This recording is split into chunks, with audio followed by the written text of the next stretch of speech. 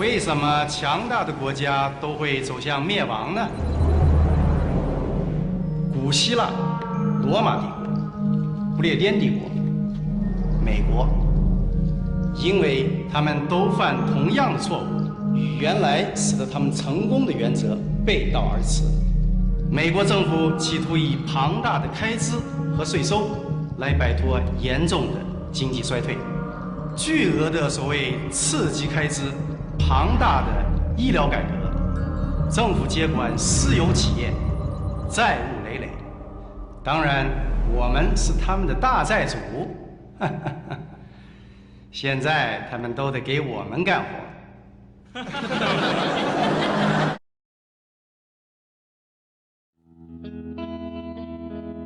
What's wrong, Kenneth?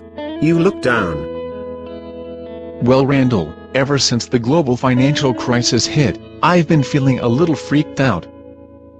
The US government debt is growing bigger by the second, and, what's worse, nearly half of it is owned by foreigners. I mean, before we know it, the US is going to default on its debt, and China's going to own us. Wow, Ken, I have to say, that's a little extreme.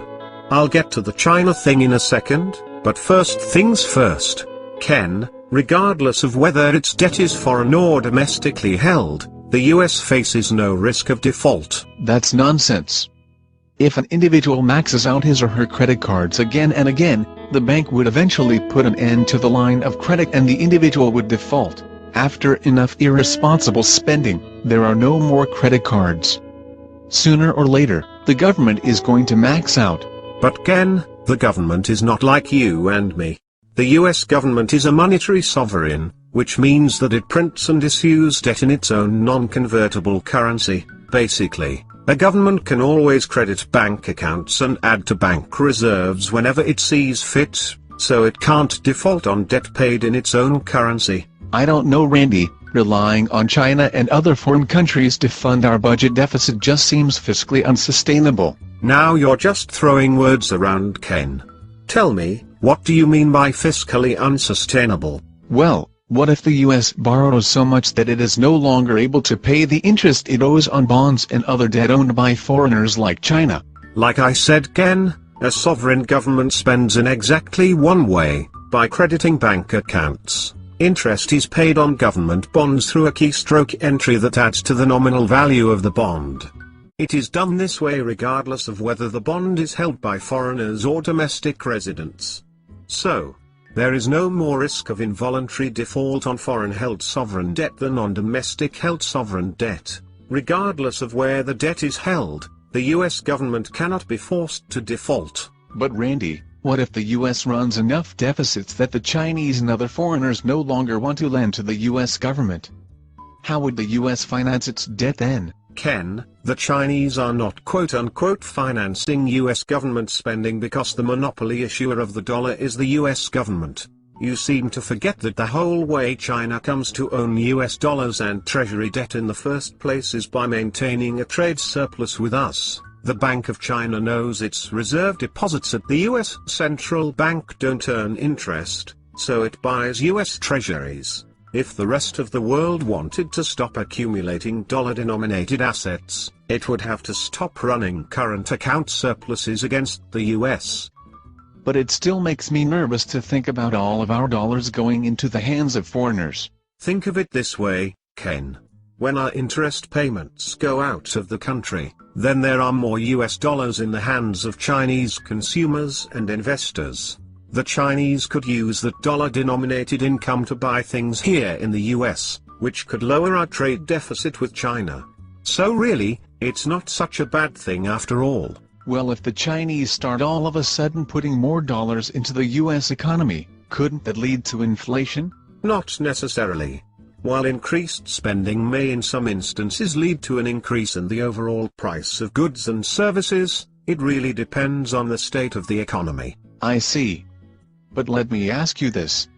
What if China and other foreign lenders decide that they no longer want to hold US debt in the form of bonds? What if they claim that the interest rate paid on securities is too low, and threaten to liquidate their holdings? Couldn't this put pressure on the US government to raise the interest rates it pays on bonds? Well, Ken, as I said, The whole reason the government sells bonds in the first place is to offer an interest-earning alternative to reserves. If a foreign government decides to sell bonds that have not yet matured, then that means they will just have more reserves. This will not put pressure on the government issuing the bonds to offer higher interest rates because it can always just stop selling bonds and let markets accumulate reserves. But what if the Chinese decide to sell all of their US currency? Wouldn't this put downward pressure on the value of the dollar? Ah yes, the issue of exchange rate pressure. That's a valid concern. But when foreigners decide to sell off the government's securities, they must first find willing buyers. It is possible that potential buyers will purchase bonds only at a lower exchange rate. But this would not be a smart trade for China. Are you saying that reducing its holdings of US securities could have a negative impact on the Chinese economy? Indeed. You were right to think that a large sell-off of China's US holdings could diminish the value of these securities in international markets. For this reason, China would suffer large losses in the sale of its US securities. This would, in turn, decrease the value of China's remaining dollar-denominated assets. So the same would be true if the value of the dollar were greatly reduced in international currency markets as a result of China's sell-off? Exactly. And China wouldn't want that because this would decrease the value of its dollar-denominated assets. You got it, Ken. I couldn't have said it better myself. So if I'm understanding this right, wouldn't that mean that the value of China's currency would rise against the dollar? Indeed.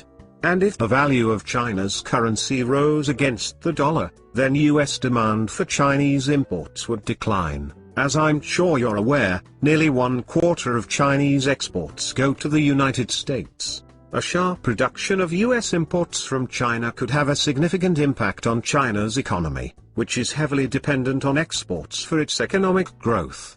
So basically I have no reason to fear China taking over the US anytime in the near future? Right, Ken. And don't believe any more fear-mongers about how our debt-to-GDP ratio is fiscally unsustainable. Thanks, Randy. You're the best. No problem.